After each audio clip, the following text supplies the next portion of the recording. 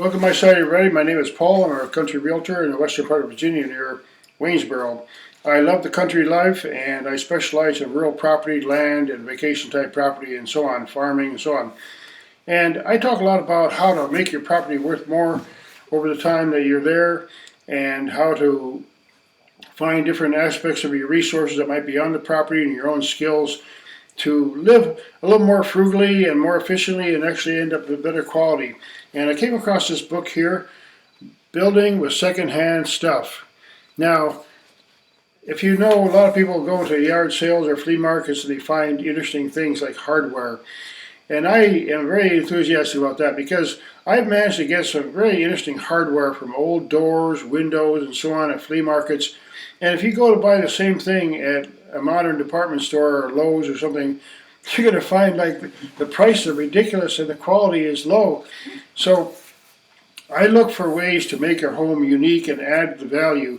And I encourage people to get books like this and recycle, repurpose, go on Craigslist, see where there's materials. There's ways of refinishing old furniture and using old beams and barn wood and all kinds of stuff. And you know, even like mantles from fireplaces, you can find them. Somebody doesn't want them anymore. They tore them out of an old house, and you can find those materials. Some of them are really well made, old hardwood built-in cabinets and so on. And I encourage people to explore that in great detail. This book again, Building with Secondhand Stuff. Find it on Amazon or one of those other kind of sites where you can buy great books. Along the same lines here, very interesting book, How to Make 2x4 Furniture for Indoors and Outdoors. Now, you know 2x4s are one of the cheapest little basic type of piece of lumber you can buy. And the price of lumber has gone up recently in the last few years. And if you go around and look at, say, the Restore, which is Habitat for Humanity, they have a store called Restore, and you can buy recycled stuff or leftovers from building projects and stuff. And sometimes you pick up some various kinds of lumber and beams and so on. Now, 2x4s here, I haven't really made any projects in this book, but just simple lumber. If you look at the old days, how people did things, they just had to make really basic, basic furniture with rough lumber. And if you look in some of these old barns and so on, and old houses that are being torn, sometimes you can find really cool beams that are not the 1.5 by 3.5 that you get, the so-called 2x4s that you get now, but they're actually original 2x4s, 2 inches by 4 inches, and I have some in my own home here from 1946. Now here's a lot of plans here. There's a kitchen chopping block, and there's all kinds of neat plans in this book that you can just copy and make them yourself with dimensions and everything. So here, this book here, 2x4 Furniture for Indoors and Outdoors from the Family Workshop, and you can look at the author here. You can probably find this book on Amazon. Great book, and I plan to build some of those things. Now, along the same lines again, repairing furniture. You know, a lot of the old furniture is built really well compared to now. And if you look at it carefully, if you go to a thrift store and you look underneath the couch or underneath the chair or underneath the table, see how it's put together. If it's put together really well and solid and hardwood and really strong. I bought a chair today for $5. It was like, you could tell it was built quite a few years ago, and it was built really strong, and it had a really nice floral decor on it, and really kind of a sweet chair for only $5. So there's ways to repair furniture. Sometimes just a loose screw or some kind of little support thing, or maybe you can put some new fabric on it and so on. And there's lots of ways to do that to save yourself a ton of money. Plus you end up with a really unique piece of furniture that you can put in your home, and people will comment on it. And you just use old materials and, various simple hardware and so on, and you get yourself some really nice products. With a little book here, built-ins. If you look at some of the old homes, I know a friend of mine has a home that has some fabulous built-ins for the dish cabinet and so on. Just unbelievable. It would cost you a couple $1,000s to make one these days, even if you could find someone who would build it for you. And some of these old homes have like loads of built-ins and cabinetry and so on. So a little bit of knowledge about how to put together, and if you're really more skilled at the higher level of construction skills, you can make some really interesting things like folding tables and so on. Matter of fact, I'm going to build something like that for myself pretty soon here in one of my rooms. So I talk again about making your property unique. As a realtor, you want to add value to your home, and when you stage a home, and there's a lot of people who flip a home, and I've seen a lot of them. You go in there and they're pretty much white walls and a pretty lousy paint job and no furniture and just no staging or anything. It's just kind of a bare bones kind of home, and they don't fetch the top dollar. Now, if you have a home that if you do end up selling your home and you have some really nice pieces in there, and people will go, wow, it'll be something different. And even though they may not have a beautiful piece of furniture like you do, but they'll see that, hey, you know what, this home has real potential.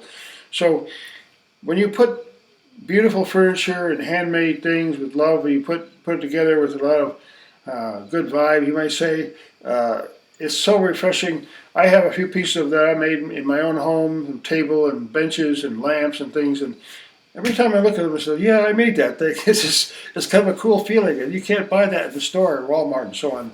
So I encourage people to, learn some new skills and learn how to put together some basic things like shelves. You don't need to be a certified carpenter to build shelves because they're not a constructional thing. You don't have to worry about the codes and so on. You just build some furniture or some shelving and something like that, or maybe a table, and it'll be a lasting thing. You can even pass it down to your grandchildren maybe.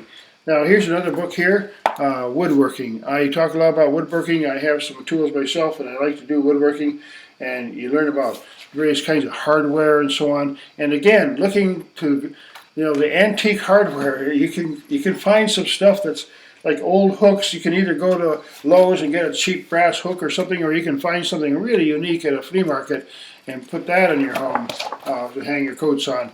So a little bit about different parts of the woodworking hobby, you might say, or people who have really skills. They can build some fantastic things. And I just encourage people, again, to get some skills. You may not be a master carpenter and so on, but you can fix your chair or table and save yourself some money and build yourself a few unique things for your home. A couple more books here. I got this, this is a magazine here, recommended here, Wood. If you're into woodworking and so on, maybe look into this magazine. And now they probably have a website and so on because this is an older book. But again, this is a pretty beautiful example of someone who made a beautiful toy. I remember my grandfather made me a really simple boat long ago. It was just a board with a little dowel on it that made a sail. And here you got something like this, and whoa, I can't even make that. But I mean, if you make something for your grandchildren or your wife or something, I made a wool cabinet for my wife one time, and she loved it. You see, and there's things that just you can't buy in the store. So look into this. Maybe you'll get some ideas about what to do. Maybe you're not going to be a skilled carpenter, but you can certainly learn something about how things are put together. And one more book here. It's called More Not So Big Solutions for the Home. Again, sometimes people buy a first home. It's a small home. I live in a fairly small home. It's only 1,300 square feet, but I have a lot of other things going on here and buildings and so on. But there's ways to use your space even in a small home, like shelving and the way you position things and the angles and the size and there's so many different examples here in this book. It's called More Not So Big Solutions for the Home by Sarah, that name, I can't pronounce it. So again, I want to talk a little bit more about being economical and frugal in your household, because when you run a homestead, there's a whole lot going on. Maybe you have pets, maybe you got outdoor things going on, you got a garden, you got fencing you might have to worry about, you have a garage, maybe you have a workshop. And there's a lot going on, and it just helps to know how you can save money and integrate your property, because if you are like many homeowners, they just buy a big house and they just don't realize that there's going to be some maintenance costs, so then they said they max out their mortgage. Let's say, okay, we can afford $1,000 a month, but they don't budget in the $200 a month that is needed for maintenance and repair. So they just let things go, and after a while, after a few years of not repairing things, then it starts to be a bigger bill and more expensive to take care of it. So I urge people to keep an eye on their property, and every little thing, like let's say a door, maybe the hinge on it's broken or it's loose or something, before it gets even worse, just learn how to fix it and save yourself a bunch of money. And when it comes to doors, for example, maybe go get some salvage doors. I bought a door recently from the Restart place. Was Habitat for Humanity runs a place, stores around the country related to selling materials and things that they get off their jobs, building homes. And I found some interesting stuff in there, and I go there all the time to buy stuff because I can find various hardware and tools and maybe desks and wood that I can put together and build something. So I urge people to check out these kind of places to save money, because maybe you need a few 2x4s and you just need the pieces of them. You don't. Maybe you're building a little project with one of those books that says how to build 2x4 furniture. Well, I went to the Restore, and I didn't have to pay as much because they got a little shorter piece of wood for $1. I didn't have to buy the whole big 2x4 for $9. You see, because I didn't need it. And if you buy a few of those things, you don't really. A lot of times people buy an 8 foot 2x4, and then they go home and they cut it into pieces for working on various projects. So I encourage people to go look for salvage material on Craigslist and salvage tools. I bought like a beautiful